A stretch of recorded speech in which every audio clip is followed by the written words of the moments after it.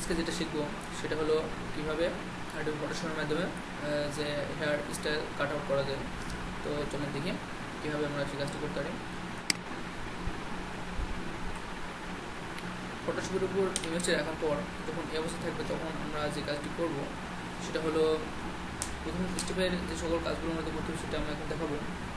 যেমন বলতে পারেন এখন এখানে এই অবস্থায় আসার পর এখানে ধরেন ব্যাকগ্রাউন্ড টুলস, ব্যাকগ্রাউন্ড কাট টুলস আমরা ব্যবহার করবো এই কাজের জন্য।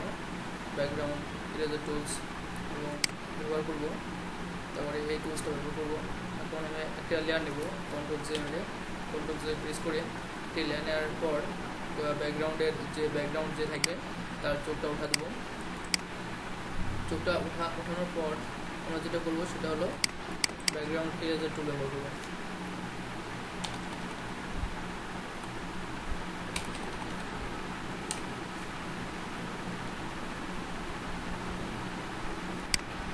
ব্যাকগ্রাউন্ড ইরেজার টুলস দ্বারা, এবং এখানে অবশ্যই একটু কম করে রাখবেন সবসময়, 10-12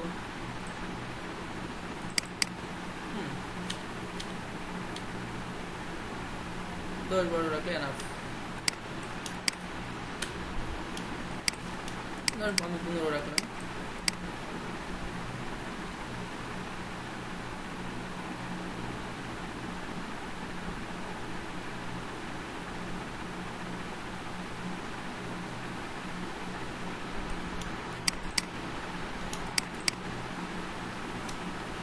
ছোটো করা লাগবে জায়গাটায়।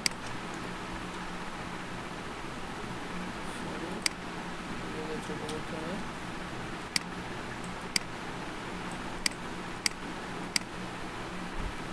যদি একটু ভালো করতে চান তাহলে অবশ্যই জুম করবেন। জুম করার পর ছোটো করে নিয়ে একটু ছোটো করবেন, একটু সুন্দর কাজ করতে পারবেন। আসলে কাজ হলো নিজেকে সময় দেওয়ার বিষয়। যে যত বেশি সময় দেবেন তার তত কাজ সুন্দর হবে, এটাই স্বাভাবিক। কারণ যে যত বেশি কাজ করবে তার কাজটা ততই সুন্দর হবে।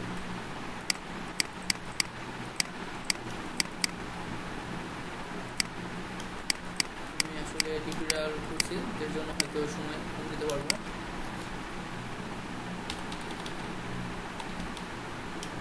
আপনারা বেশি বেশি সময় দিয়ে কাজ করবেন, ইনশাল্লাহ অবশ্যই অনেক ভালো ভালো কাজ করতে পারবেন, আমার থেকে অনেক ভালো।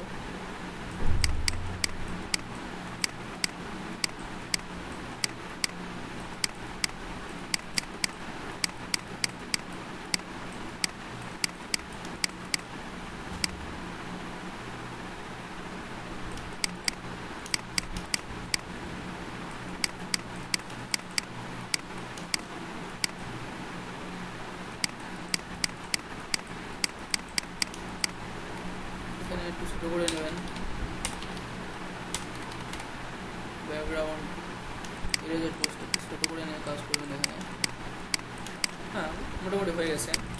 আপনি একটু বেশি সময় দিয়ে একটু কাজ করেন তাহলে অবশ্যই রেজাল্ট অনেক ভালো হবে আমার সাথে। এখন আমরা যে কাজ করবো সেটা হলো এই ইমেজটির আর একটা লেয়ার নেব।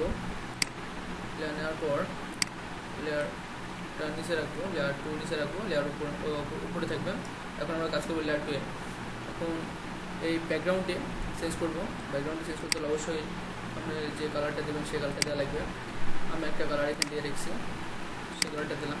এখন যেটা আছে এখানে আছে পেনেল বুকেট টুলস, এই টুলসটা ব্যবহার করে আমরা ব্যাকগ্রাউন্ড চেঞ্জ করে দেবো।